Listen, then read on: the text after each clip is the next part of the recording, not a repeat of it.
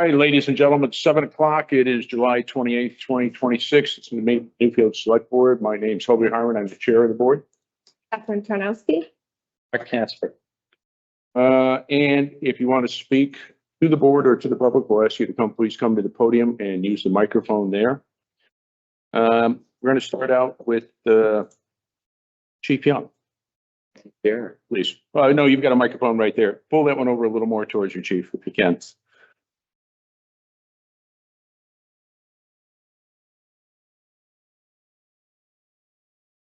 This is my semi-annual request to expend funds from the detailed revenue account to purchase a cruiser in 2027. Obviously, we're only in July, but the cruiser has to be ordered, and it's usually a 14 to 16 week lead time and that will bring us into November, December, and then obviously the equipment that we have to order, and then setting it up with the vendors. So 2 years ago, we had the cruiser delivered in November right after Thanksgiving, and it was on the road sometime end of January. So we put the request in now just because the state bids go out and we check with other vendors. I found that the state bid is actually higher in the past than where we can get a cruiser from a dealership down in Massachusetts that deals with a mass quantity of police cruisers. So what I'm looking to do is two things. In the past, even before I took over as chief, the base radio that goes inside the cruiser has always been paid for by emergency management. So I'm looking to expend money out of the emergency management fund for the base radio, which is a state bid, obviously, and that is approximately $4,600. I believe the fire department did the same thing last year for the new fire truck. I've always run it by the emergency management director, obviously, Lieutenant their assistants on the emergency management. We have enough money in that account to cover that base radio. The number on that? About approximately $4,600 for the base radio. And then the cost of the cruiser, the extended warranty, we always purchase the 5-year 100 extended warranty for the cruisers, which have been beneficial for us.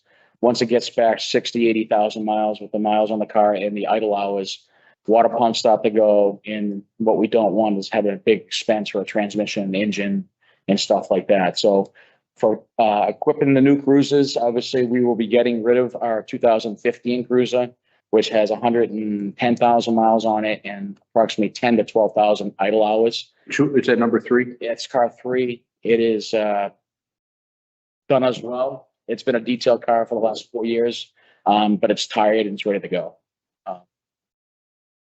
So what we're looking for is soup to nuts with the extended warranty. The cost of the cruiser and all the equipment is approximately $76,000. It'll all be out of the detail fund. Out of the detail fund And management. yes, no taxation, no tax rate, just strictly out of the detail revenue account, which is money that we make off the office of looking the details on the road, which is paid by the vendors. That's all plan. Mark, that's fine to me. I will take the opportunity once again, congratulate you, sir, on running the detail revenue program because it saved us, what, 4 cruisers now? 3. This will be the 4th.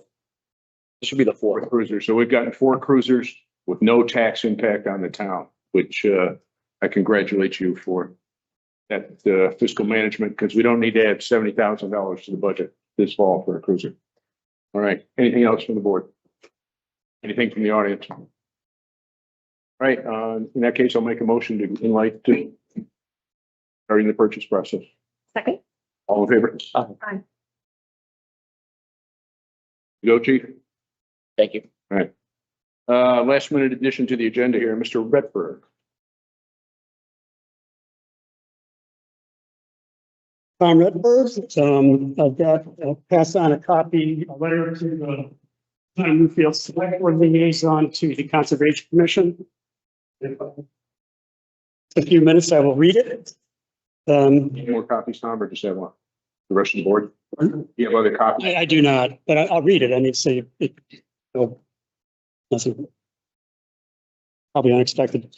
Dear Mr. Casper, I'm writing to inform you of my decision to resign from the Conservation Commission effective immediately. My decision is heavily based on increasing personal commitments and responsibilities that prevent me from dedicating the time and effort that the role deserves. Although I was unanimously elected not long ago with the intention of serving one full year term, circumstances and availability can change and have in my life. Secondarily, I do have fatigue and disillusionment from recent occurrences and activities stemming from my efforts to serve the town and the commission with thoughtfulness, openness, and fair deliberation in every matter before it. I leave the commission with a number of projects done or in the process that would not have occurred had I not served. I believe my fellow commission members would acknowledge that I approached my service with passion, energy, and optimism, aimed to advance the Newfields Conservation Commission to a status as a more effective, engaged community/regional partner. Many good, admirable people volunteered their time to the town, including commission members. As you all know, I have volunteered for many things in the past around town, in and above the commission role, and others can now continue that. Regards, Tom Redford. I had a couple of other things I might have said, but I think I'll leave it at that. I will close out of all the electronic stuff when I get home, and I won't, go to the drives or anything like that anymore. And we'll wrap this up. And I guess I don't need this one second pack this. And then we'll use this one for the record. Thank you, Tom. Tom, thank you for your service and wish you well in your adventures. And Thank you, board. I am sorry to hear that. And you have served very well in the short amount of time that you were on the board. Got a few things done. Thank you. We worked very hard, did our best. Yeah, you did. thank you, Tom. Next on the agenda, ex officio planning board meeting on the 9th was canceled. And see here. Public safety meeting, which transpired on the 15th.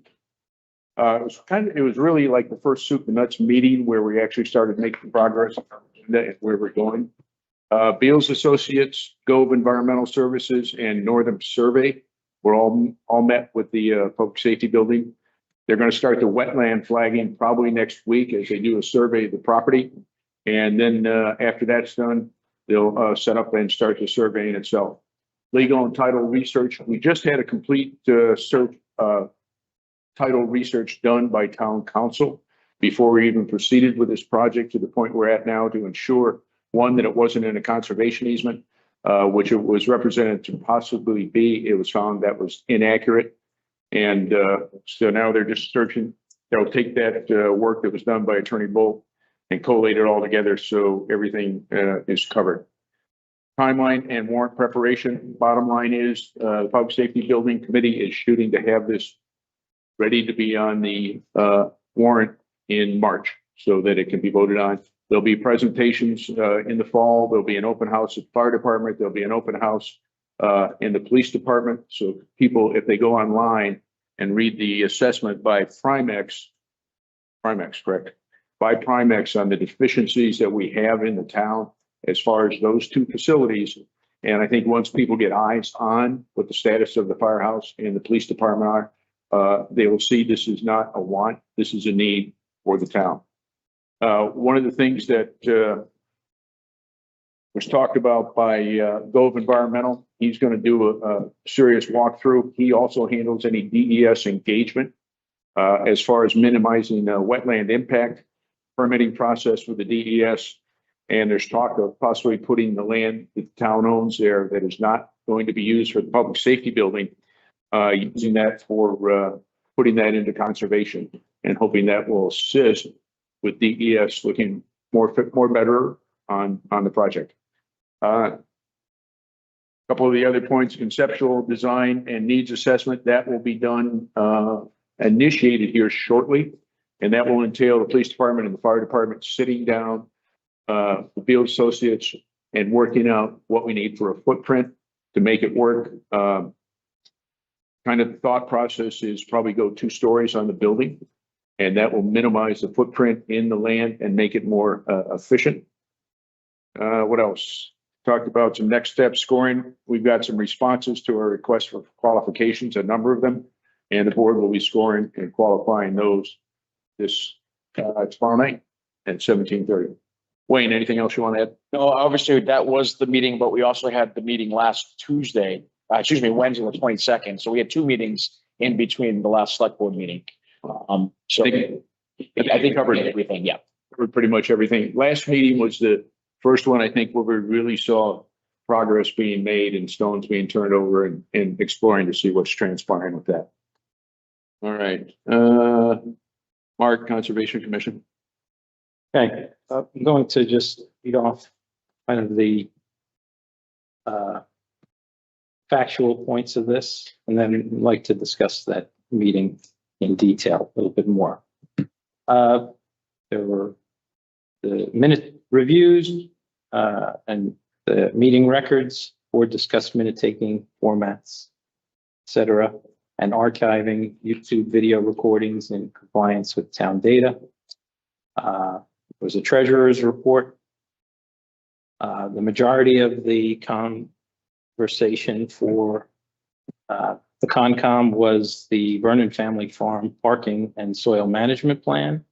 There was this back and forth discussion citing concerns regarding pre-meeting communications between Chair Tom Redberg and Attorney Manzelli. Tom Redberg had recused himself from the discussion desk of the item. There were some soil testing arguments as far as the FF management requiring adherence to current scientifically based practices and mitigating town environmental issues. There was public input. Michael Sununu recommended issuing a request for proposal. Commission voted to initiate an outreach to the UNH extension and NRCS and Rockingham County Conservation District to draft an RFP for independent soil environmental testing. There's a discussion on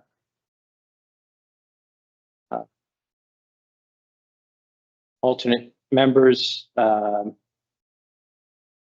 I believe Dave Lessinger is no longer going to be an alternate member. And there was a review of a land disturbance complaint submitted by Jeremiah Vernon regarding neighboring property wetlands. There were some updates on site walk, which will be for July 10th, was the report on the July 10th site walk with Garden Club and RCCD. And there was an easement monitoring approved. Ariana Spears site monitoring report for the Anderson easement. And there was some discussion for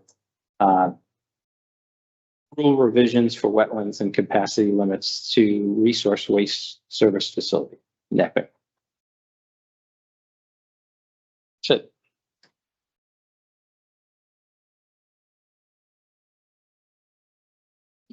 Did you have more you wanted to cover?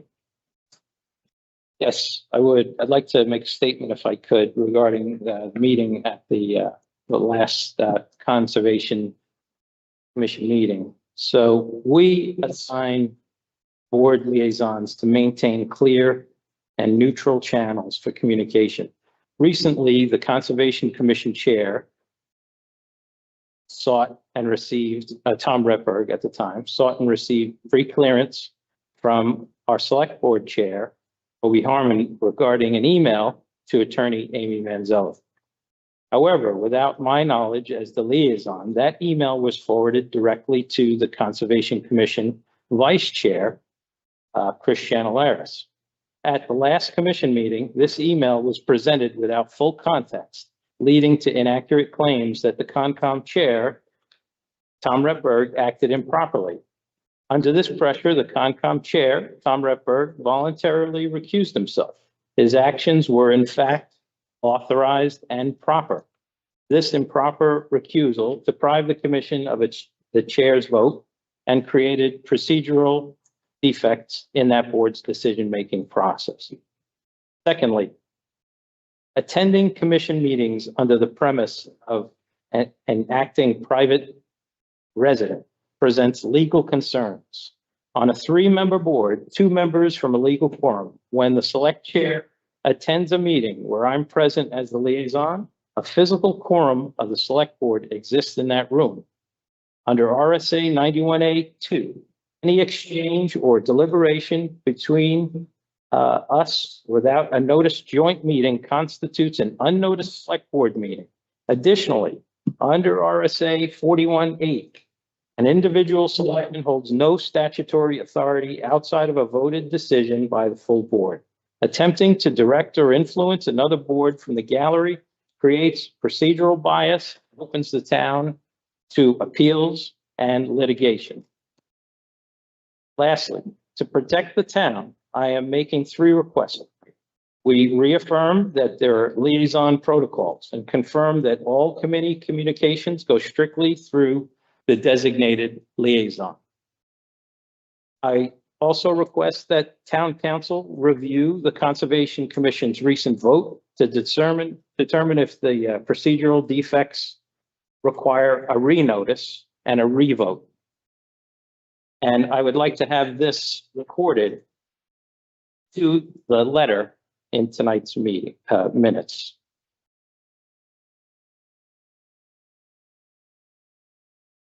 That it? That's what I have so far, yes. And my last request is that any of these conversations that do go on through the Concom get directed to me before anyone else. And you should have not forwarded an email to someone outside of the chair. That is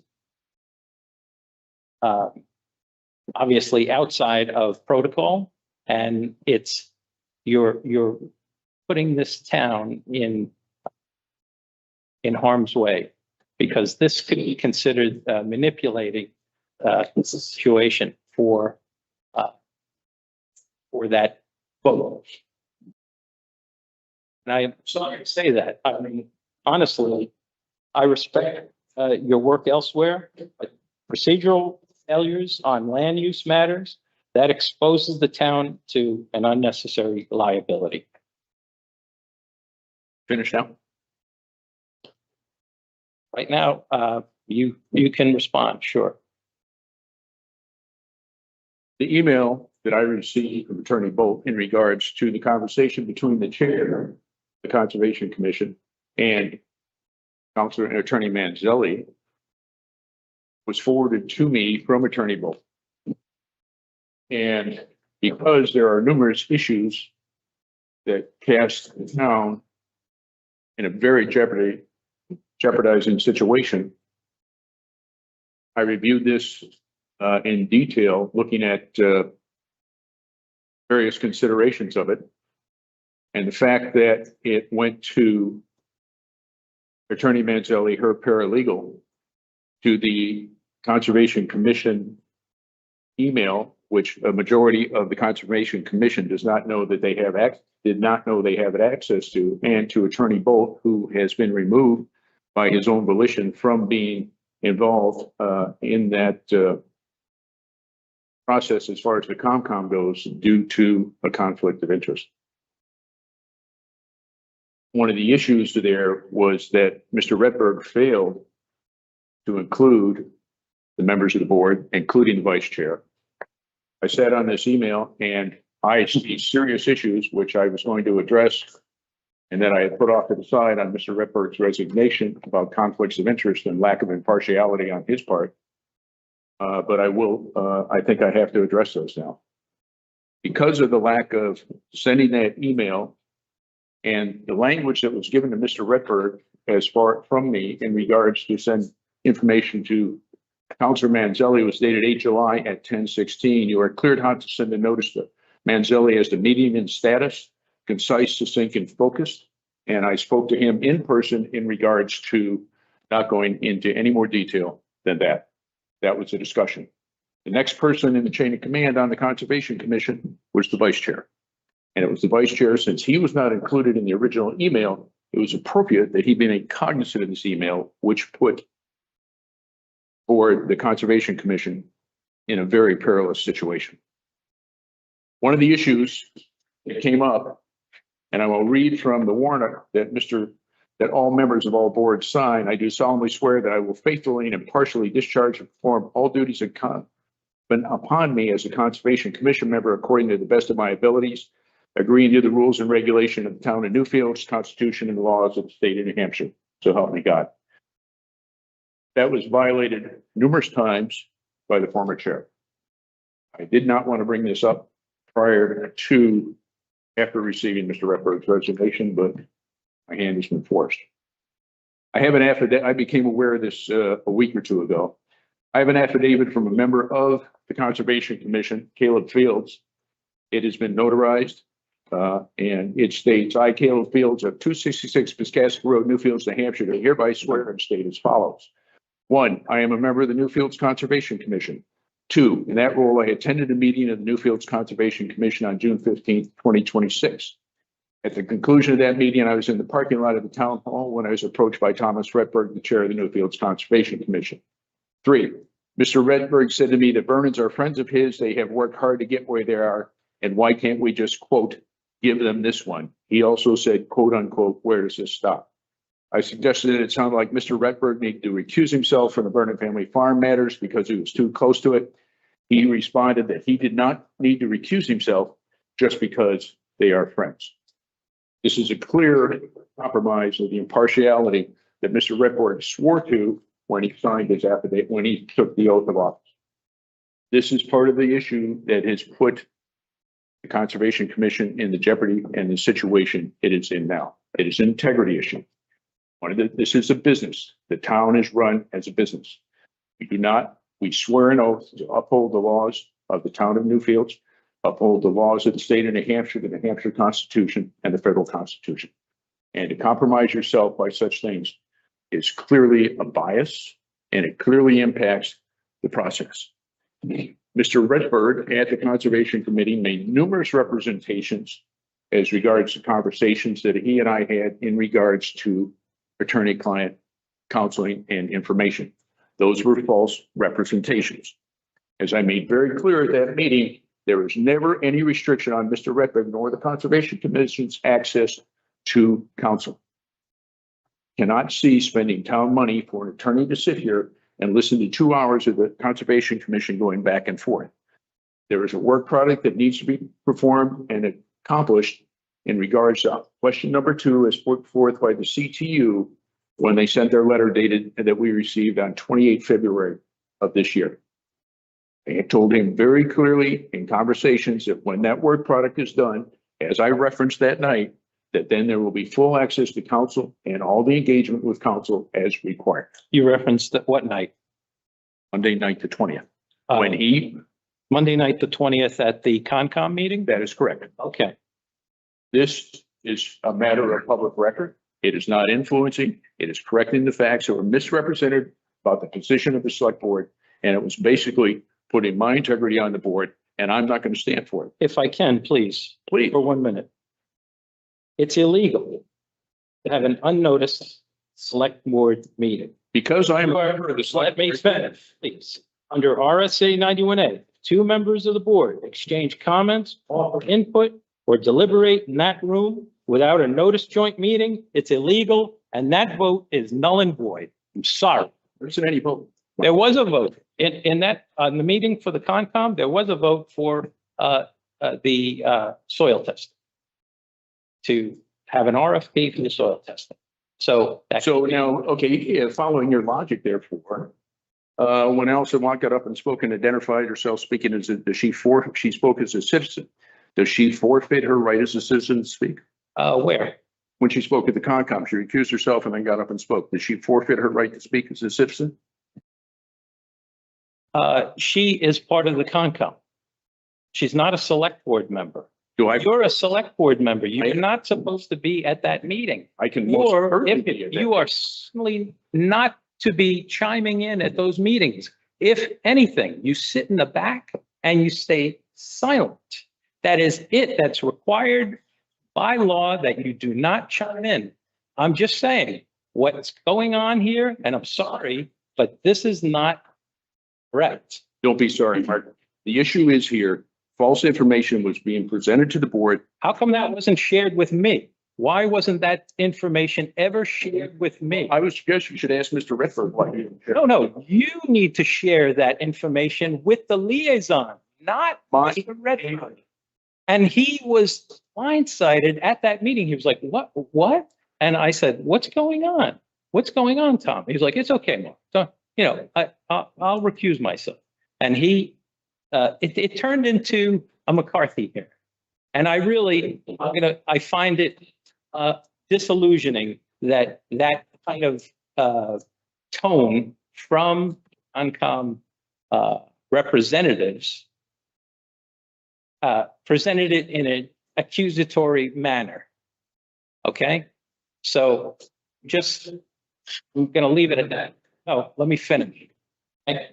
So again, you're not to chime in at these Concom meetings. Put it on the record. You are not to chime in at any of these meetings. Understood? Well, first of all, I don't think you're a legal counsel, so no, I will listen to what you say, but I think there's a. Well, let it be recorded. Let it be recorded. That's fine. The second point is, there was points of order. Mr. Redford was preventing false information. There was nothing that impacted the vote or had any issue on the facts. What false information? Could you be clear on that? Please? There was no there was no counsel provided to him, that access was not going to be given, that it was being held back. Is that false information? He's clearing with you. This guy is like to the letter, super honest. And he cleared with you. And you have an email, Tom, in your own I just read it. speak. I know, but I'm going to repeat it. Tom, cleared, hot to send to note a notice to Manzelli as to meeting status, concise, succinct, focused. Okay, so you tell him, go ahead and send the email. Then you throw him under the bus with this gentleman's help. And I don't mean to be pointing like this, but this really pisses me off. Sorry. Can I interject for a minute? Please. I just want to take a minute to digest some of what's being talked about, because what I'm hearing sounds complex and multi-layered. I'm hearing different concerns, all valid concerns being shared. Let's take a minute, take a breath, revisit some of the top concerns. And I received a number of email correspondence from other people outside with concerns relative to this meeting, different than yours. So I don't, I will get to that. I think it's important to let people's voices be heard in their own words, like reading an email out loud is helpful for that. Because of the emails I received, I did watch the meeting. Some of the concerns you're sharing, Mark, I didn't even think of, right? And so I think that they're important to be cautious, not to dismiss right away, and to really be thoughtful. And I do think your concern about whether the vote is valid should go to our attorney for clarification. That's not a point of opinion for any one of us, because we're not qualified to look at the details and make that determination. From that advice, we can extrapolate some guidance moving forward around what I think was called in an email, like back channel communications, things that seem covert or don't seem as transparent and forthright as we would hope as a town that we're doing. So I think that our attorney is going to lend some direct guidance, given the situation is an opportunity to flush things out and find out if in fact that vote is valid or needs to be reheld, because the concerns that were shared with me were of a different nature. So when I watched the meeting, which I did thoroughly 2 times through to digest all of what was happening there, I didn't come up with that concern. And that is, I believe, a valid concern, given the way that communication happened and the missed opportunities for communication to happen in a more direct way that may have had exactly the same result, or might have left the participants all feeling a little bit more heard fully for where their perspective is. I'm gathering that there are a variety of reactions from people who feel pretty lousy about how things went, and not because they are the chair of the Concom at the time. Right. I just want to digest what you're saying is that there was an impropriety of actions and communications that led to the compromise of a process that's a legal process that could put us in a vulnerable position. That's right. And that is a topmost concern that should be flushed out, and the attorney can speak to that. And on numerous occasions, Mr. Harmon has been at these Concom meetings chiming in, numerous. I will challenge that. Last time I chimed in was the meeting when I gave him the factual aspects in regards to the. You chimed in. I did. You're not Yeah. supposed to. And I will offer to you that correcting a factual issue and not weighing in on an issue of discussion or a subject matter that is on the agenda, correcting false You're representation. not to deliberate at all. You are not to I'm not- comment, or you are not to comment whatsoever. So You are not to, I'm hearing a stalemate, and I think that that needs to be, and that leaves us, guidance needs to flush that out. If it's not going to be an aha moment in this meeting, then we can move forward with the meeting. I mean, really, just in a very matter-of-fact type of way. Mhm. I look at this meeting and I say, what the heck is going on? I see this sideways commentary without any information being given to me. Why was this information never given to me? Why? I'd like to know. And so in your process with the board, what is customary for communication, such as everyone has equal access? Yeah. Or if everyone doesn't have equal access, what is the chain of communication? What's the chain of command and the chain of communication? So, Sounds like steps were missed, that were important steps that should not be missed in the future. right. And this is all coming back around to transparency. The reason why that's there is transparency. And that I'm the one that got the transparency here and put this in place. You assisted. No, I'm the one that drove it. Okay, then great. That's fantastic. Yep, thank you. Appreciate your efforts. Thank you. I also assisted on that as well. So it is a team effort. Okay? So because of this transparency, I think that we should reorganize leadership in this board. And I would move to create an open position for the select board chair. I'd like to make that vacant.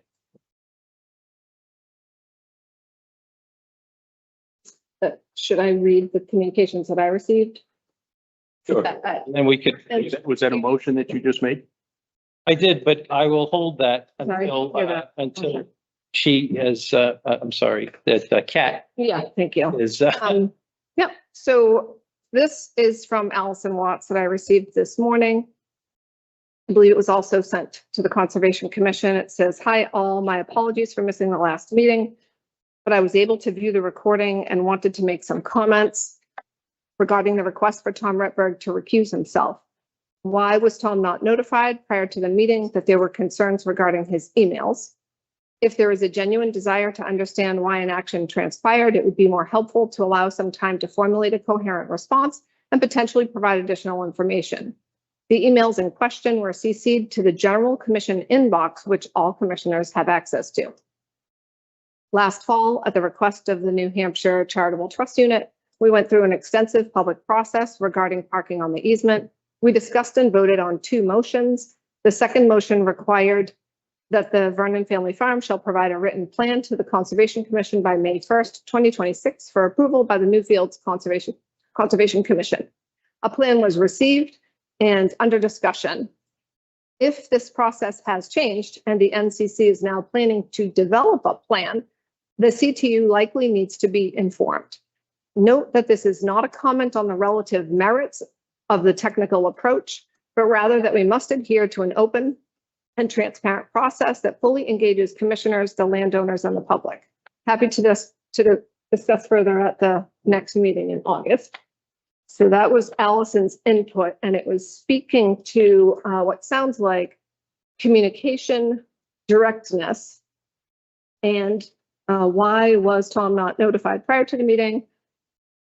That there were concerns about the emails, and if there is a genuine desire to understand why an action transpired, which stands out to me because as I listened, I didn't hear a question to be answered.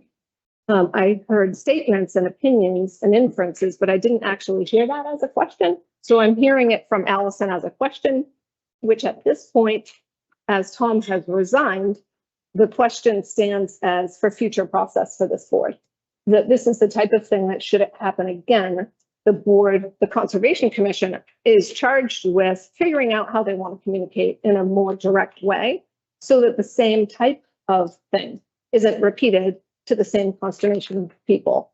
So I would like to endorse Allison's questions as questions that ought to be asked in the future when things like this come up, and the board itself should figure out what it's going to do to handle those things. And I would hope to see that followed up on. The next email is from Chris Griffith. Hi, Catherine. I hope you are well. I'm hoping there can be some discussion of last week's highly unusual Concom meeting. Vice Chair Chris Chanelaris was given an email correspondence sent by the Concom chair and requested the chair recuse himself from issues involving Vernon Family Farm. He was provided this correspondence by Select Board Chair Harmon. In the interest of transparency, I think it would be helpful for the public to know how this transpired, how Chair Harmon got the emails, if Chair Retberg or the rest of the commission was notified of it, or if it was solely sent to Chris Chanelaris.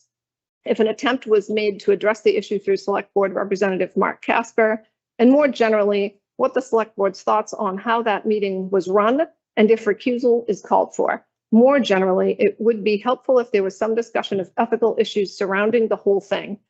I also want to reiterate a concern I submitted to the Select Board when Vice Chair Chris Chanelaris was appointed to the Concom in a second message. I'll forward it as I had sent it to the Select Board at that time. And what he's referring to is an email sent on December 2nd, 2024. This is still Chris Griffith. I hope you all had a nice Thanksgiving. At the last Select Board meeting, you unanimously voted to appoint new members to the Conservation Commission and the Zoning Board. I have some questions about these appointments. My questions aren't about the people appointed, but deal with the process and what I judge to be divergence from a longstanding protocol. Questions mostly concern the Conservation Commission, as it is the board I'm most familiar with. Why change in protocol? For the last 20 years, appointments to the Conservation Commission followed a pretty standard process. Interested parties would reach out to the Conservation Commission, the Select Board, or the town office.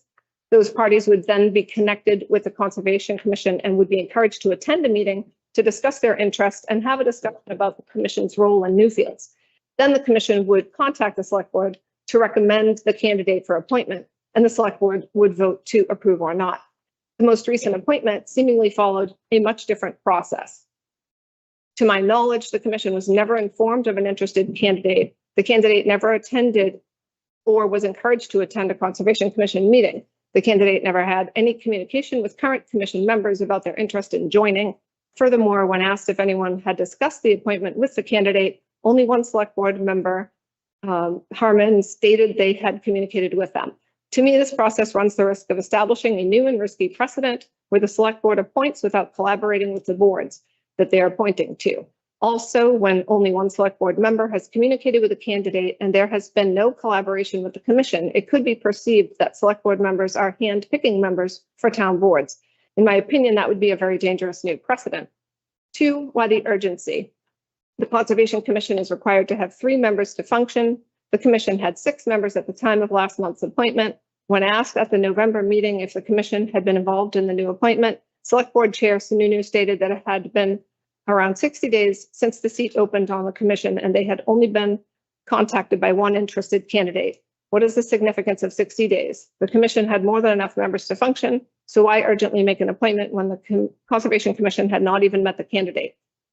Why not follow the process outlined above that has been the standard process for decades? Is there a guideline stating that the Select Board needs to fill seats in an expedited way if they've been open longer than 60 days? It would be great to hear your thoughts on these questions during this week's Select Board meeting. I will not be able to attend in person, but will watch the recording the following day. And at that time, I don't believe we were reading the emails that we were all receiving. That was something that we've integrated in the spirit of transparency and open communication, but it goes with the current email concern and with an email concern that I received lastly from Phyllis Mackey, and there was an attachment to Allison Watt's email, which was a letter from David Lusinger, who's here.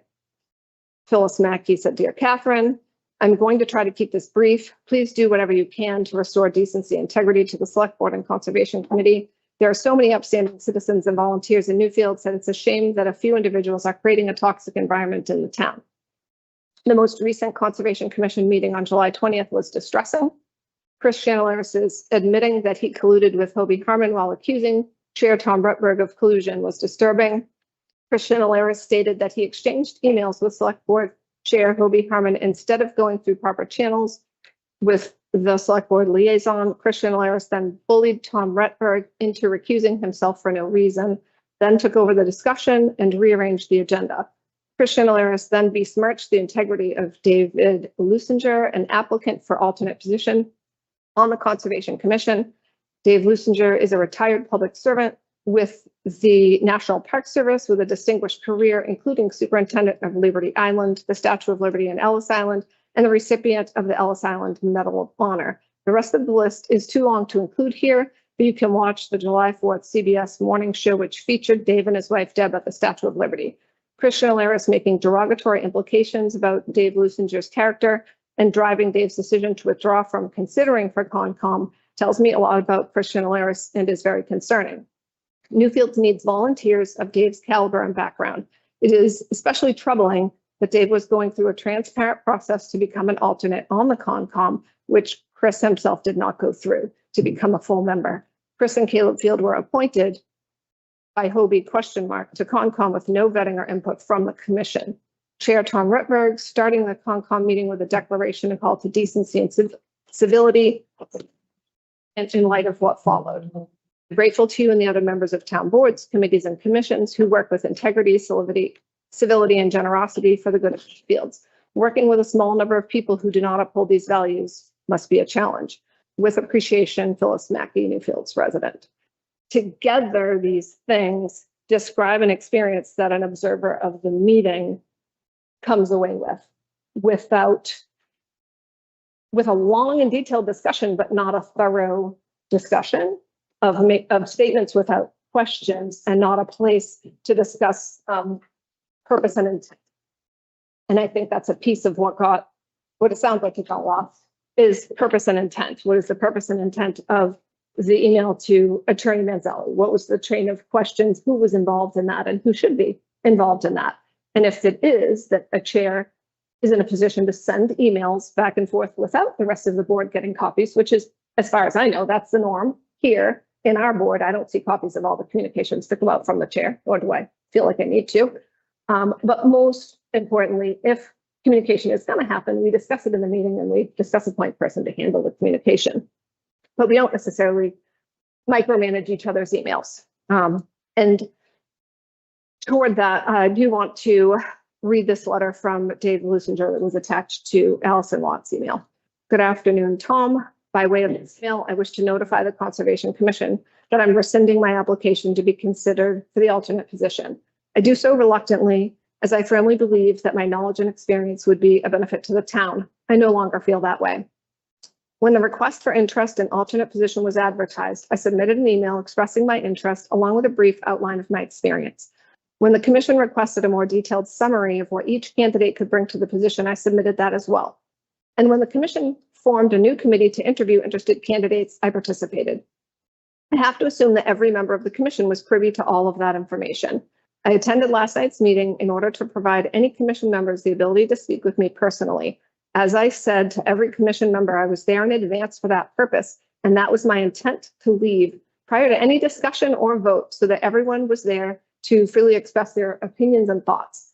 What I heard last night from Vice Chair Chanelaris linking my application for the alternate position to the issues he clearly had with you gave me pause. I listened again to the discussion this morning to make sure I heard things correctly, and Vice Chairman Chanelaris's abstention from voting on my confirmation for recommendation to the select board only confirmed that he was insinuating that my nomination was in question because of other issues. I've had 37 years of sterling performance in the National Park Service and will stack my career up against anyone. When someone talks about collusion, lack of impartiality, impropriety, and such, and then links me to those words, you better believe I take offense. The fact that Mr. Chanelaris felt airing his grievances in a public meeting that was being recorded was appropriate only added to that offense. And he accented that with his abstention. I could go further with my observations of what and how the events of last night transpired, but I will not. And so while I want people to really be thinking about purpose and intent and the missed opportunity to truly understand maybe what those things were for everyone's actions fully, purpose and intent doesn't absolve harm done by the result of an action. So there's two things that we really need to think about, is how well we are working at understanding each other's purpose and intent to execute our role and responsibilities effectively. And even if we are doing the best we can, it doesn't mean that people aren't harmed on the other side of it, and that there isn't accountability for the rippling effects of decisions that get made and actions that get taken. This is a lot, I feel like, that we're carved off for this evening.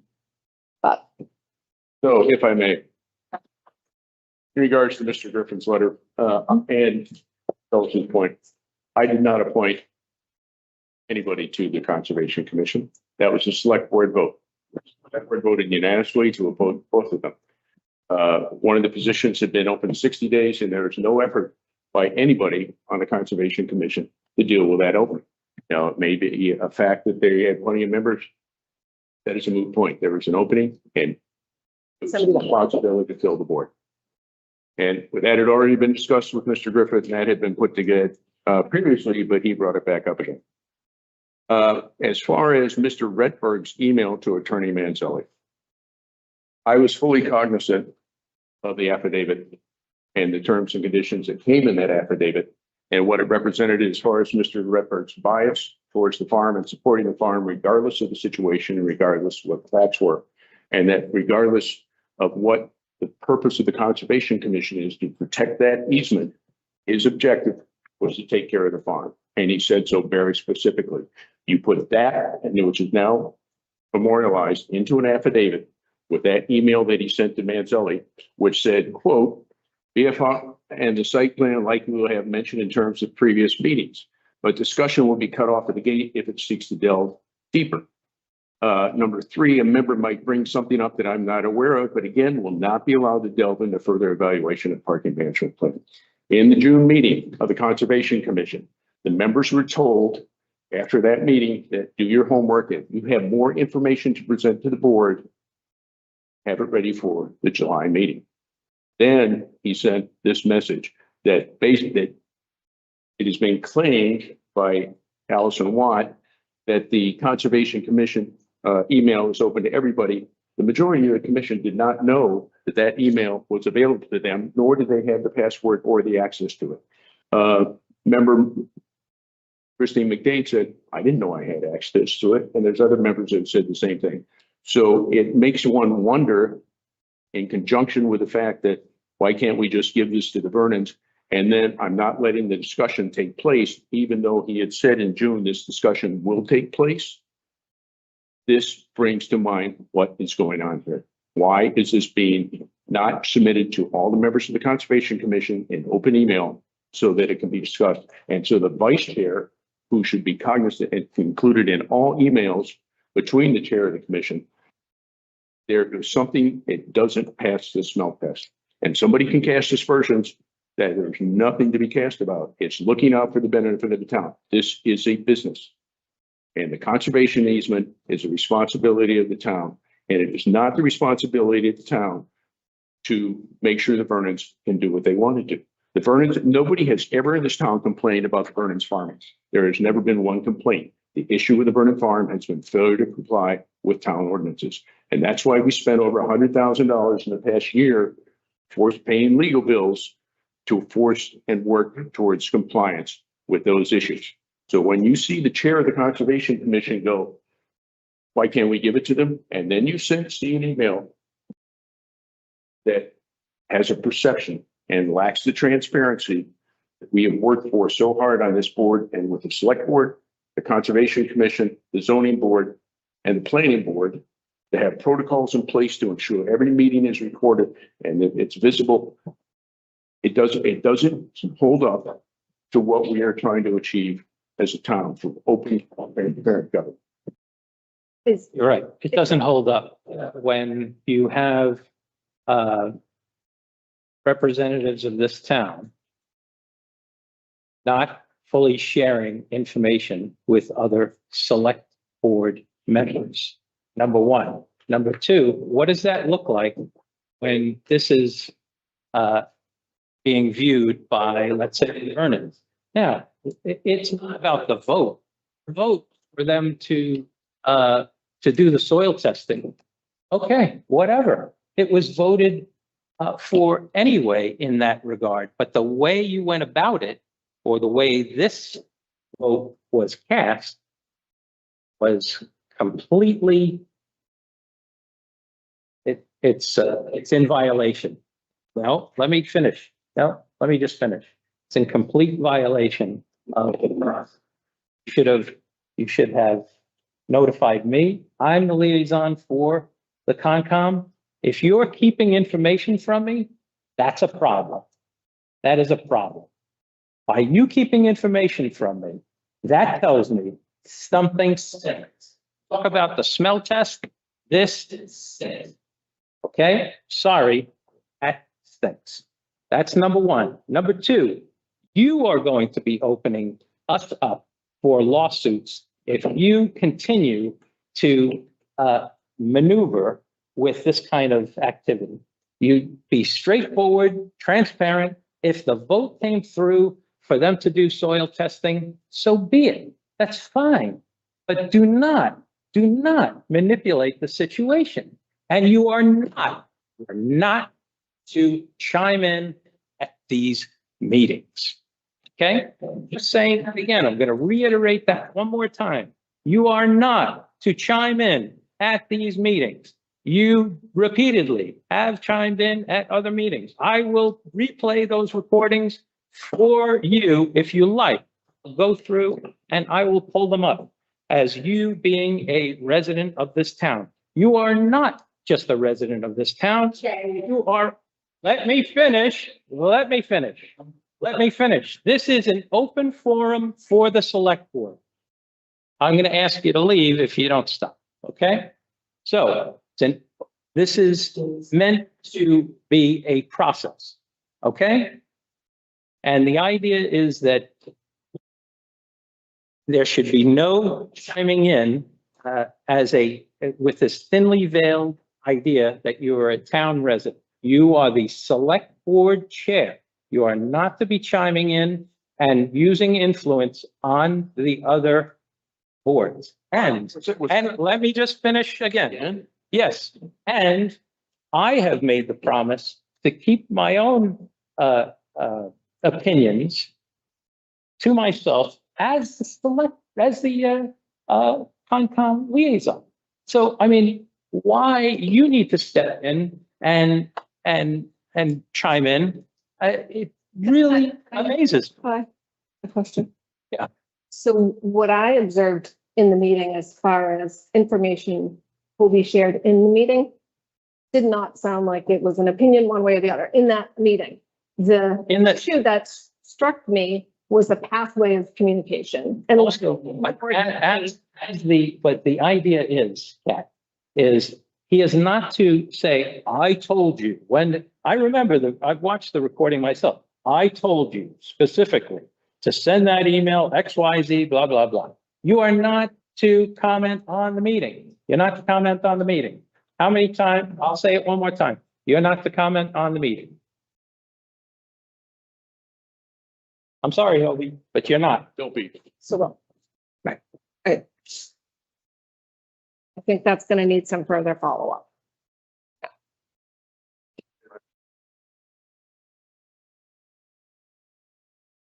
Good evening, Chris Chanelaris, whose name was mentioned multiple times this evening, resident of Newfields, vice chair of the Conservation Commission.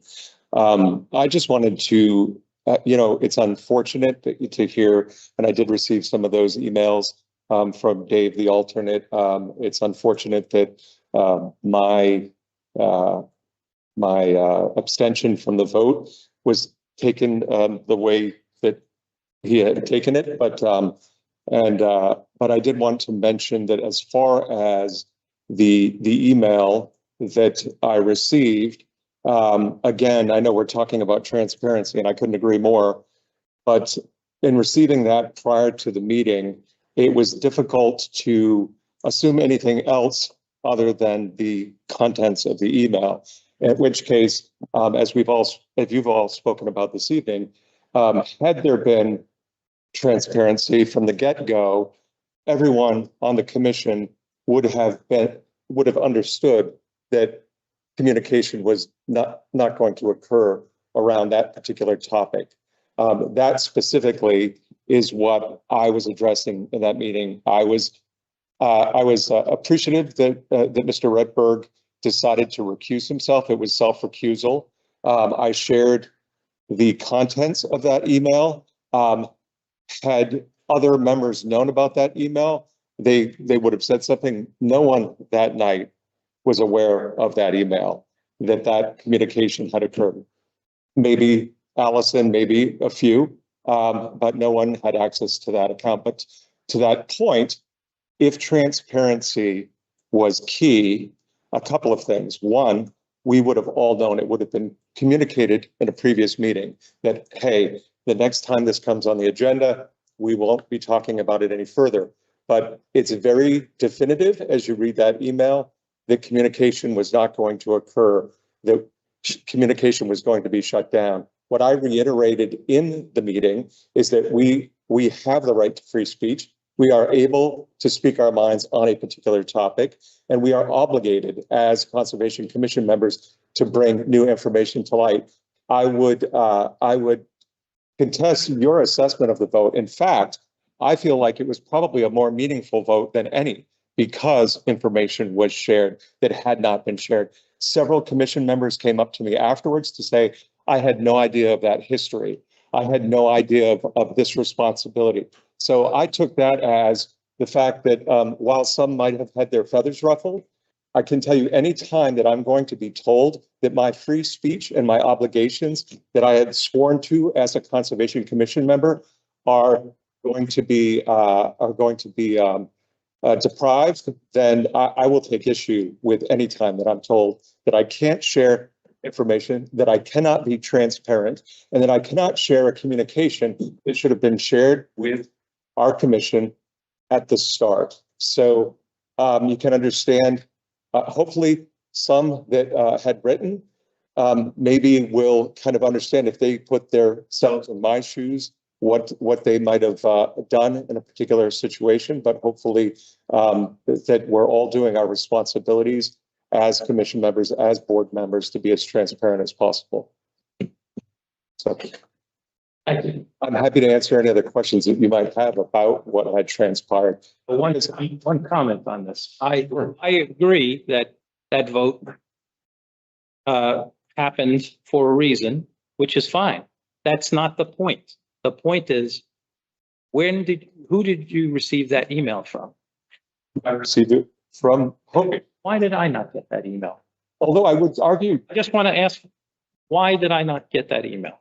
I'm the liaison. This is communication for that commission. and so if we go prior to that, why weren't you informed? It's a great question by the commission chair, Right. by the Conservation Commission chair. Well, the idea Preceding that, The idea is there should be no correspondence. That's the point. There should be no correspondence back and forth between the chair and the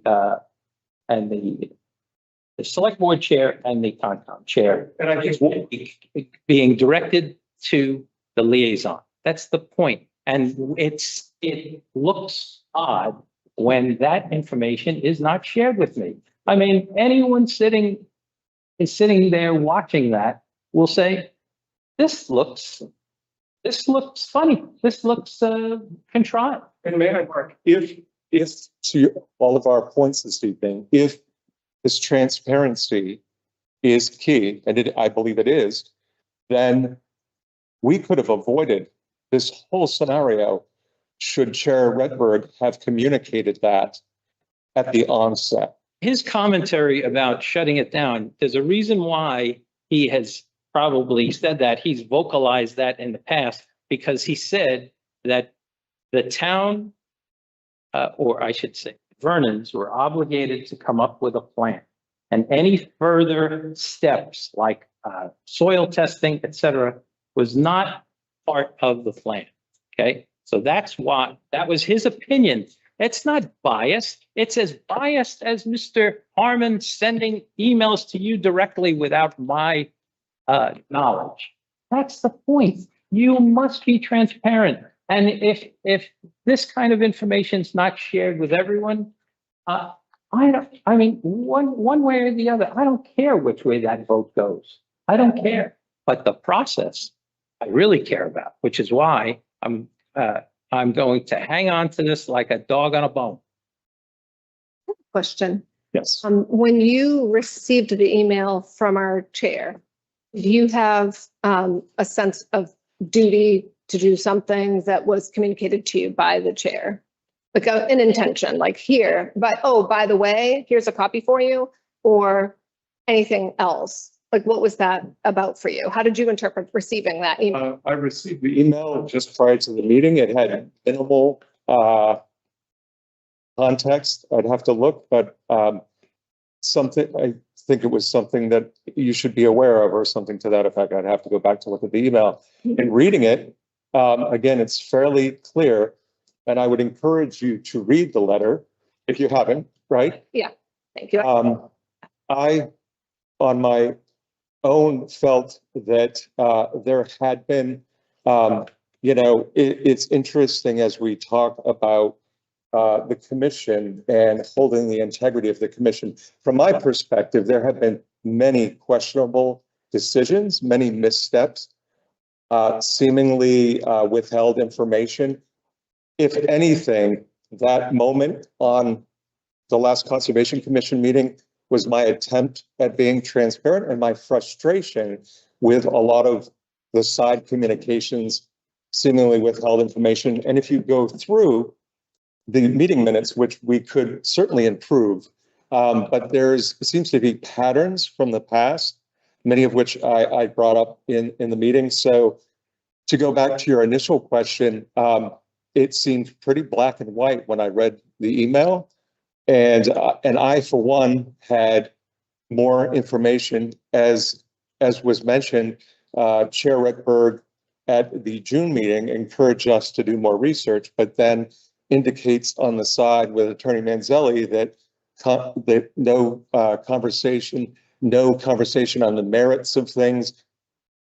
Again, very clear cut that would be shut down. A little bit open to interpretation only in that, having not been asked in the moment, what was your purpose and intent in the statement? What did you mean by that? That was a missed opportunity, whatever. It's just my opinion, Right. and it's okay. Right.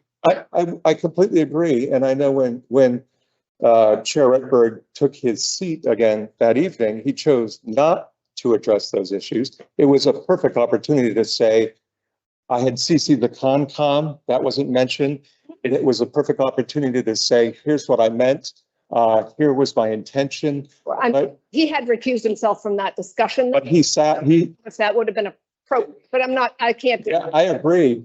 I I agree. He recused himself, but then sat back down to talk about Vernon Family Farm further. So it was sort of a Again, first. my point with all of this is you said, I saw the letter in black and white, very clear, right? Is that what you said? Yeah, if somebody says, I didn't. I didn't see it. oh, yeah, well, Why? I know you're CC'd on many of the It communication. was CC'd on any of And it. again, I completely agree. I think Chairman Redberg was negligent in informing the commission. Well, he was not negligent. I think it was a issue that should have been addressed previously. If we are, as town servants, if we are to be transparent, it does not mean that I go to someone outside of that commission, to an attorney with whom we're in the midst of orchestrating something around the easement and give them. He was answering her factually. That was the point. And he had mentioned that to you. He did not mention that to the rest of the. And the fact that he this guy's a rule follower, and he attempted to clear this with Hogan. And then he had a good to go email. What is he to expect? The guy, you set him up. You set him up. I'm sorry to say. I think we all take responsibility for our actions. So I'm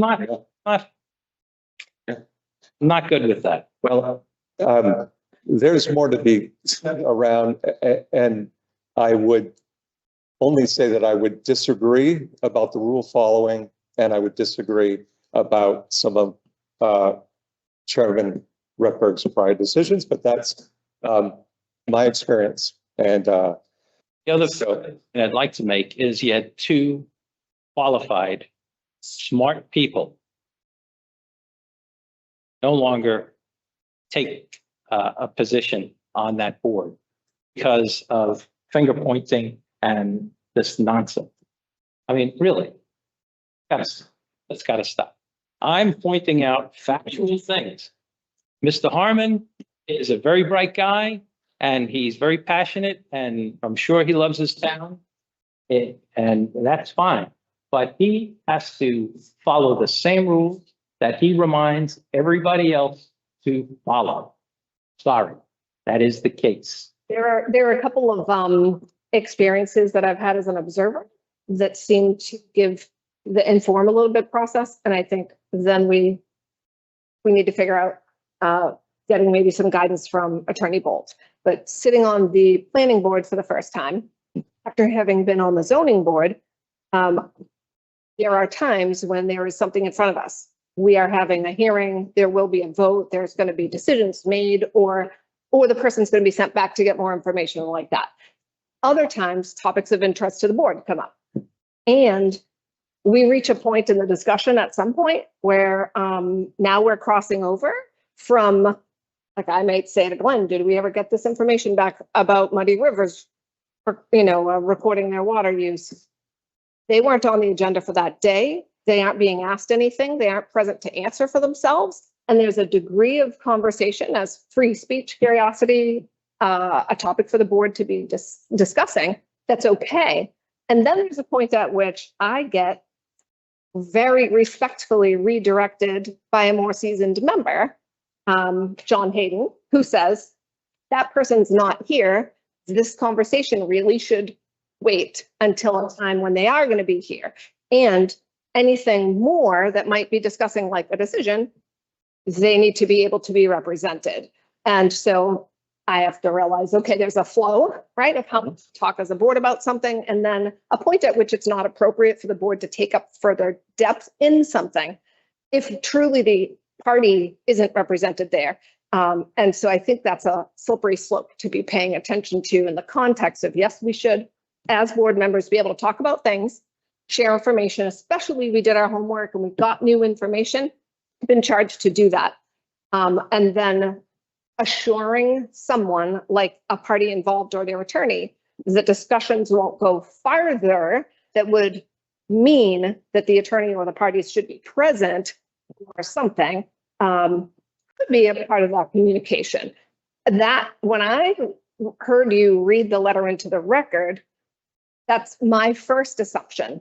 My first assumption wasn't an impartiality. Granted, as a select board member, I didn't have what might have been available 2 weeks ago of an affidavit from a person with a concern. I didn't have that information. And so I'm hearing what you're reading differently than you're feeling it when you're reading it. And I don't know if you were aware of Caleb's statement and the affidavit at the time you were reading the email. Were you? I'm aware of many things that several commission members said to me. Julie, it would hit you differently contextually than just listening. I'm aware, being on the commission, as likely you have sidebar conversations. I've had sidebar conversations with commission members. People share things that have been said to them by other commission members. So, and to that point, and to the point of people who are seeing these meetings and they're seeing a slice of something, there's much more of a backstory. So to your point, people don't often know the full length. Context that you were receiving Right. information will be different than the context that I'm observing that. Right. And I've taken to heart very deeply when Mr. Sununu here stands up in a meeting and says, you can't say that. Right? So is he stepping on free speech? He's saying, as a board member, as a select board member, be careful. The thing you're talking about has a very unique legal process to it.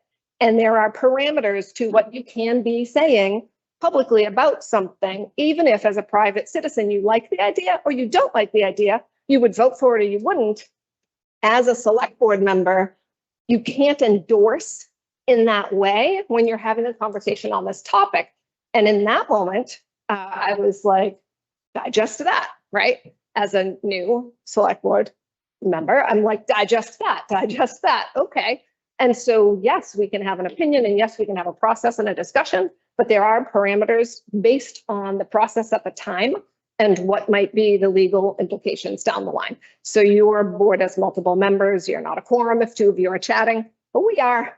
So we have a different way we have to comport ourselves. And so thank you for your time. But I did want to say this is like not unique to one commission dealing with these issues. This is unique to all commissions dealing with all issues in this town. And we have rules and guidelines and practices, and things that need to be followed a certain way.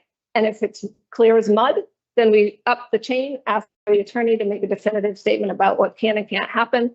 So we're all protected. So that's all I got on that. Thank you.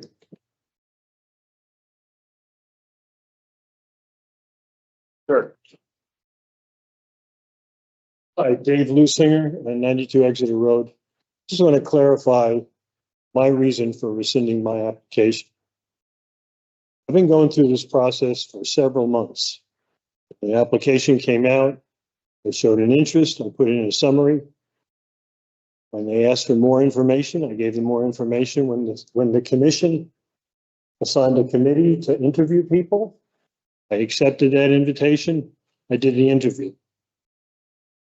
When I was told that they were going to put my name forward for this position, I told Tom I was going to come to the meeting that you guys are going to vote on. And I was going to meet everybody. If anybody had any questions for me, I went to every single one of you that were at that meeting and said, if you have any questions, please feel free to ask me. And I also said that when the time came that they were going to vote or talk about it, I would leave so that they could be free to say whatever they had to do. I did not object to your abstention. What I objected to was when this email was read, when you brought up the information that you needed to move up the agenda for Vernon Family Farm to number 1. Okay. I knew nothing about it. Okay. I consider myself what most of Newfields is about as far as Vernon Family Farm is concerned.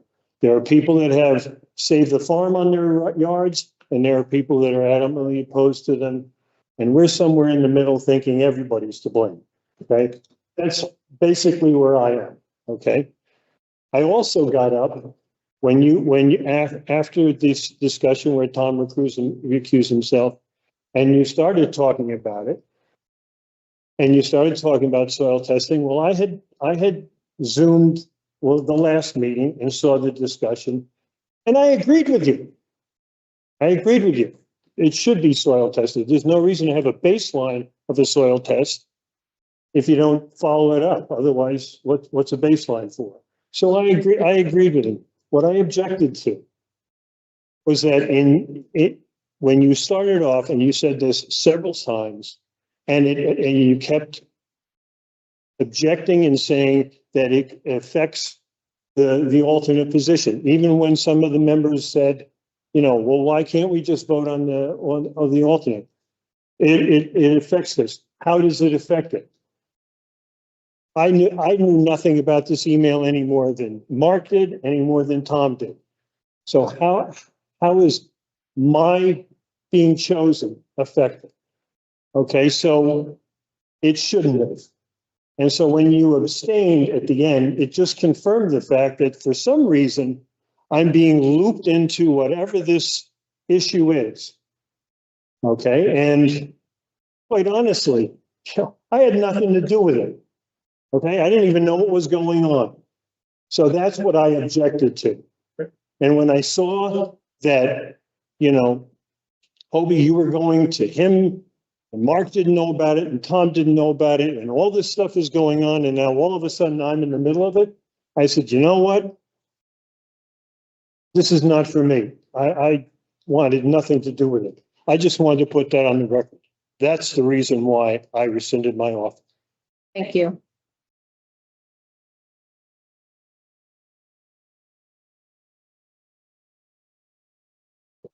I would agree that was certainly unfortunate. And I think that, I absolutely had eroded trust erosion with Tom. And, the fact that, in our process, I know, as you point out, it was an arduous process. It was a lot of, I think this is the first time that we were instituting, something around having an alternate position. So I don't think it likely went as smoothly as it should have. I think other commission members outside of the three that were part of the screening committee had some anecdotes and bits and pieces in prior meetings. I know at the meeting, there was discussion about what questions you were asked, where might documentation live. I know Mr. Rutberg said he had a couple of Post-its and that he turned to Commission Member McDade and asked her if she had some notes. So to that point, part of my abstention was not knowing much other than about a YouTube video that had been cited multiple times. So it was certainly nothing personal, and more of a, to your point, an erosion of trust between myself and the chair, certainly, and then a lack of background. And so that sort of where things stood. I can understand. Yeah. That you're including me in that is personal. Yeah, I can see. Sure. It was personal. Sure. And certainly, I can appreciate that. This is not, it's not the decorum that we want in this town. It's not to be accusing someone just based on your observation. I don't know about that person. Like that's not. I mean, I do that with any stranger, and no offense. You don't know as a board member. Well, I'm sorry, but I will say, you know, and again, not to devolve into things, but to your point, select member, that some of the things that have gone on the commission, and I'll point one out that is factual. When we have a commission member who has a business relationship with Vernon Family Farm, recuses one business day prior to a vote in order to not be conflict of interest, I have a problem. That is one of many examples. I'll cite that one because that was brought up during the vote. So you can make comments. If you Due respect. that gentleman that you're talking about, Yeah. came forward publicly to recuse himself. He came forward because I told him. Worth of candy that he sells to the Vernon. Doesn't matter. I understand it doesn't matter, but he came forward for that. He came forward and asked me not to bring it up. He came forward because I asked him to and told him it was the right thing to do. So we can cite many examples. But when there are those sorts of things, and it may be a good choice that you've made, but when there are those sorts of behaviors and activities within a commission, there are some serious problems within our commission. I will absolutely say that. And so, you know, we can certainly put ourselves on pedestals, but then let's hold ourselves to what you signed as an oath, as an obligation, $50, $5,000. Those are issues. Okay, fine. By the book, conflict of The interest. point is that this kind of forth and finger pointing should not be happening when you had someone that was completely blindsided without his knowledge. An email, That's I, that's was I, that kind of that's was I. shit, it does not form. I, Especially with the Vernons, where we are opening ourselves up to be sued. It Let's, sued as being manipulated. amen. Let's follow the law. Thank you. Any other discussion from the audience?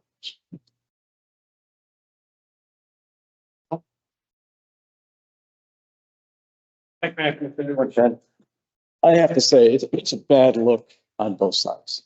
As with so many things with the Vernons, there's two sides to every story. Typically, there's a bad look on both sides, and I think this is no different.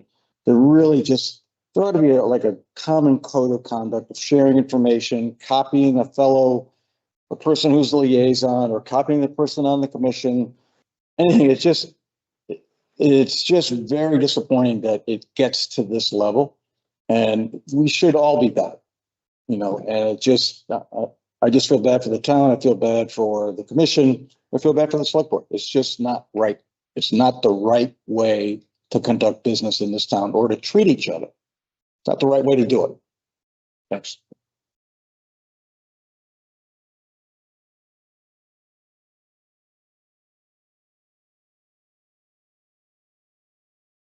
Listening to 184 Exeter Road.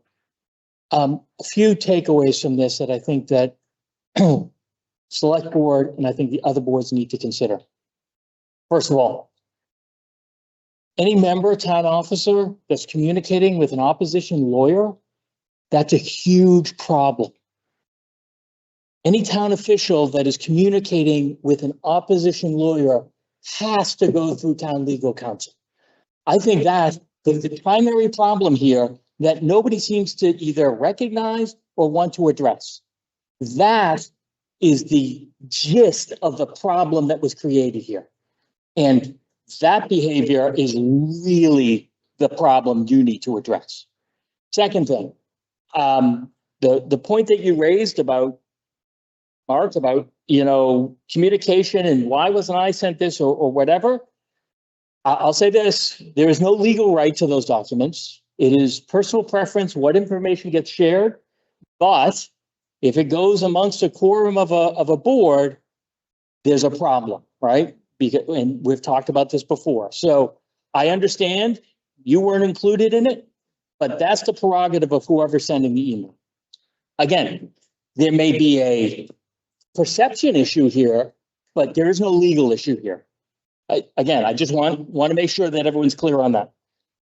Third issue I want to raise here is, especially with the Conservation Commission and the Planning Commission, because they have select board representation on them. To be quite honest, members of the board of the select board should not be attending those meetings, or if they attend, they shouldn't speak. Okay, they just shouldn't. Unless they're actually asked a direct and specific, type of question that the other select board sitting on the board does not have the information for. I would just advise that take place. Now, for the other boards, it's not an issue because there aren't select board members here. You want to go to a library? Absolutely. You want to attend the cemeteries? Sure. Whatever it is. I'm just laying that out as if you're thinking of processes or policies you want to focus on, I would advise that. Like I went to zoning board meetings. There's no select board member on the zoning board. I participated in those. There's no other member of the select board there. It was never a problem. Just consider that as for meetings that you're considering attending.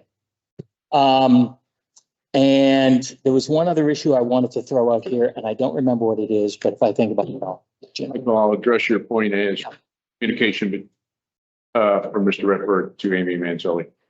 I talked to Chris Bold about it. Chris can't deal with the issue. We are in the process of transitioning that time to for the Conservation Commission. Discussion was held with Chris Bold about getting that information forward. He said, I can't engage. I said, well, what about just sending the date and time short and succinct? That was not. No. But my point goes actually beyond that.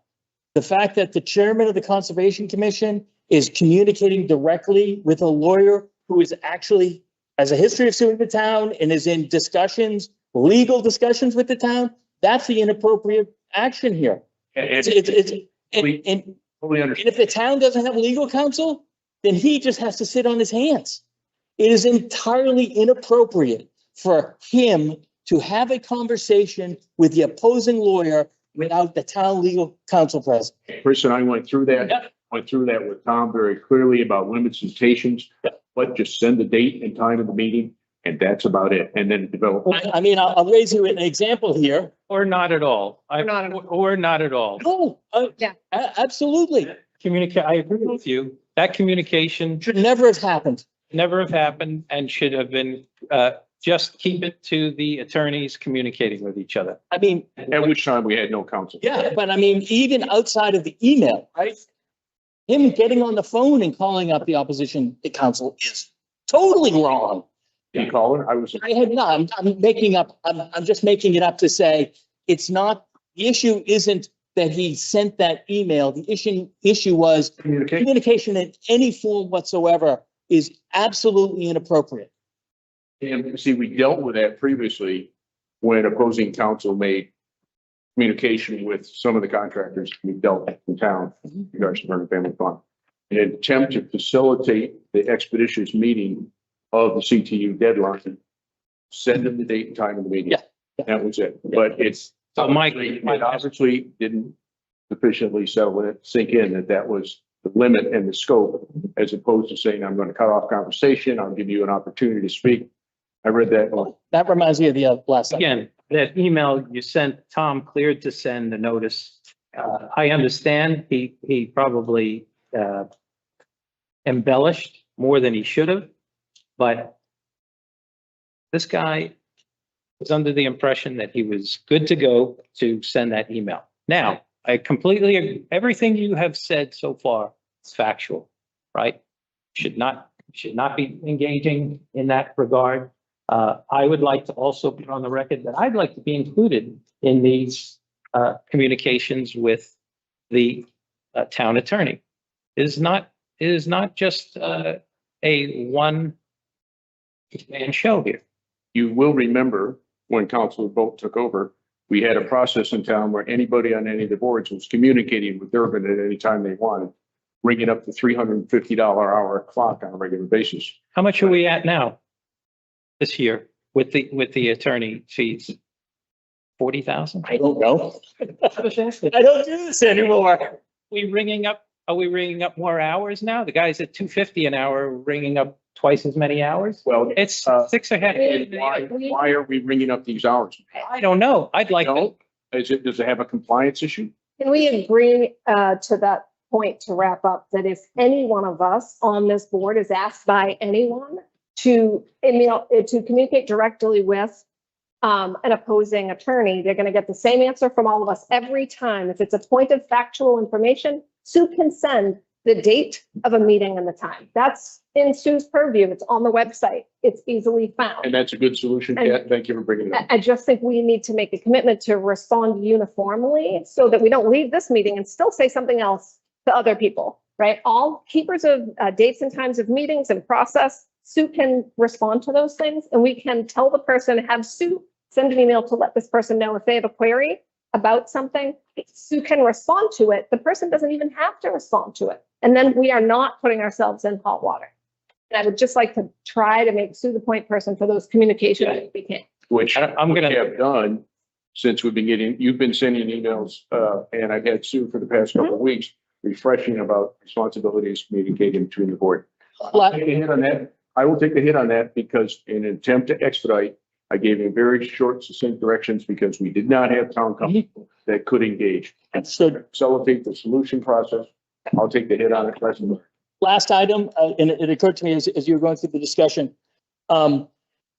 Within the emails, there was discussion about, shutting down the discussion about issue X. And one thing I'll just throw out here for your information or anybody else who's sitting on a board.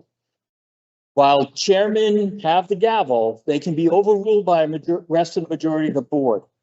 So if a chairman wants to shut something down and the rest of the board does not want to, they don't have to. And it's important that members know this. If that was attempted, it's good that the other board members know that that doesn't necessarily have to take place. I'll point out, look, the history of this town has been very open debate. We've gone through long meetings. I mean, you know, we've had 3-hour meetings when I was sitting here to hear everybody in town and everybody outside of town who want to comment on things. I think it's a good thing. And while it may be painful for the members of the board and for the members of the general public, because meetings will go very, very long, I highly encourage you to discourage that type of activity regardless of the issue that's being discussed. I think the town has set a really good example for the last 100 years. I don't think you want to change that right now. So, thank you. I'm going to leave it at this. My request is that, again, any communication through the Concom get directed over to me, and I would be able to disseminate that information accordingly. Okay? Are you asking, so if someone were to come to me or to Hobie and say, blah, blah, blah, I have this interest, or I have this question, or I need to send this information, blah, blah, blah, we would say, Directed to me. direct it towards Mark, and he'll handle it from there. He is the liaison for the Conservation Commission. Yes, exactly. So I'd like to make sure that's on the record that all information regarding Concom gets forwarded to me. So it's getting directed towards you. And if there is an opportunity that it's one of us, it needs to go to Sue, and she'll handle it, That's right. because we aren't communicating. I'm not forwarding something to you. Hobie's not forwarding something to me. That's what, That's just it's all how we're going doing. to Sue anyway. Right. It's all needs to go to Sue, and she can share it with the board or the liaison or whomever in that event. And secondly, I'd like to make sure that communication with the attorney, the town attorney, is shared with the other select board members, period. And what does that entail? What does that When you entail? sit- That when you entails, sit down, if you're, have a 30-minute conversation with the town attorney, you want a draft of the conversation? why not? Why not? If you have an email that was sent back and forth, An email string is totally different than a you, phone call. that's fine, but you're presenting a scenario. I'm saying, why not share this with us to keep us apprised?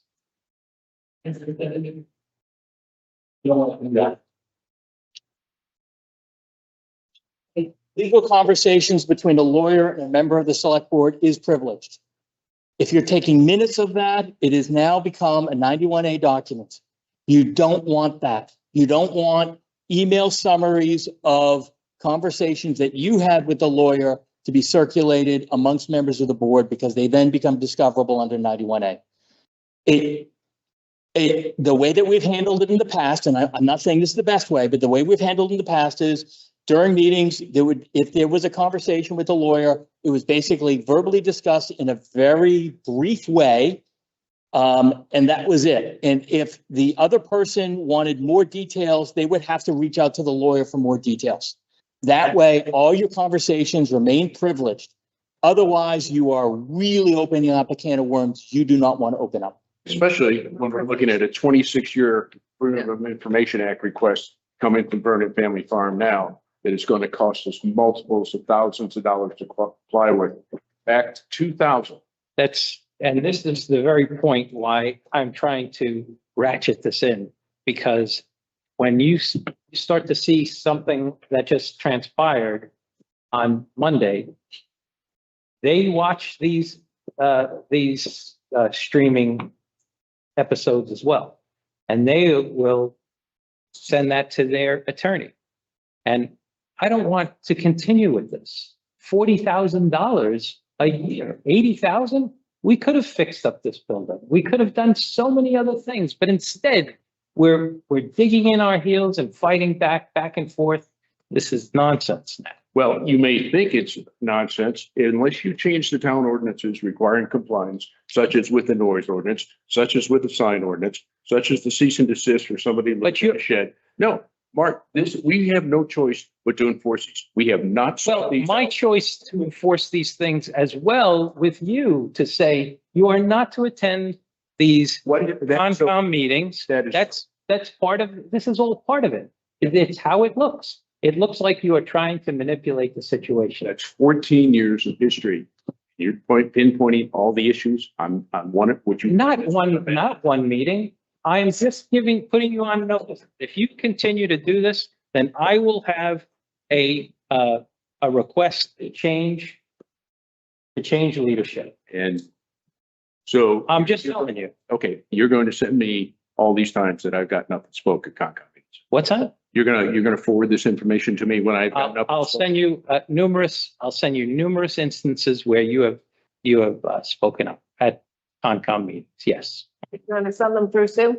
And these have been the hearing when they were deliberating, If right? this is happening, then that can happen outside of this discussion. And the point is, it's not to happen anymore. That's the idea. That's the idea. I don't know why that is such a difficult subject. It should not be happening, should not have happened. If you are intent on reminding us of RSA, blah, blah, blah, you're going to be reminded as well. And not to chime in on those meetings. Send me that list, wait.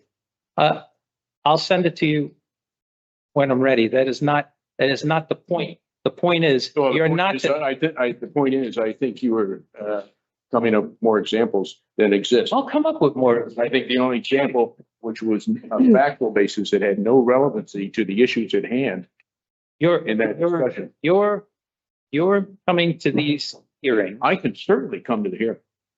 There's You're nothing coming to that these precludes- Concom hearings. I'm certainly entitled to come to the hearing. I come to the planning board meetings. I go to, and this. But you're not supposed to, if there are two select board members in a room and you're chiming in, you're not to be doing that. And not to be doing that. Time, Mark. Huh? Yeah. I think we've exhausted the discussion. I don't hear something new being proposed, and I'm fine with moving on to the next item. I'll concur with that. All right, next item on the board. Prior meeting minutes. Everybody should have had a copy of those sent electronically. Any issues on the prior meeting minutes? No. And do I hear a motion to move forward with it? Motion to accept the meeting minutes from July 14th. All in favor? Aye. 3-0. Next item is, let's do the August meeting dates because I'll forget it if it isn't on there. Can I suggest not the 14th because I'm not going to be available? That might mean the 7th and the 21st, but I will be out of the country on the 14th. Flying the coop. Do expect You're not police available. department to be driving up and down my street from Sunday, the 16th until Wednesday of that week. No one yet. What day?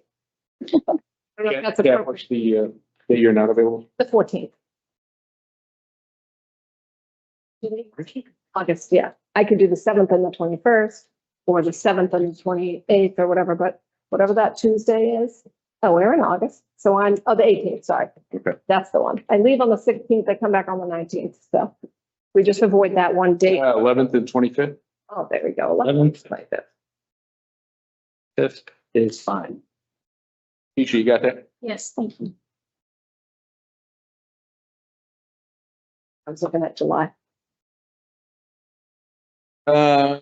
We have counsel for, Self and the Gerards, their document. We received it a couple weeks ago and we accepted it.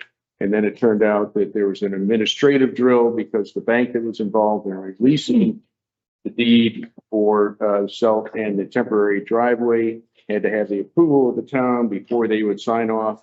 They got the approval. They have now signed off. So this is really a formality. We already voted to move forward on this. Is there any question from the board on moving forward? No. No. All right, in that case, I'll make a motion, we sign off on this and, I'll get it notarized, with Keisha. Second. All in favor? Aye.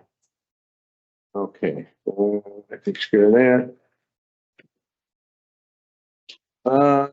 What happened with the 16 July Lamprey River, turnkey budget meeting, Mark? The vote was cast and approved for the budget.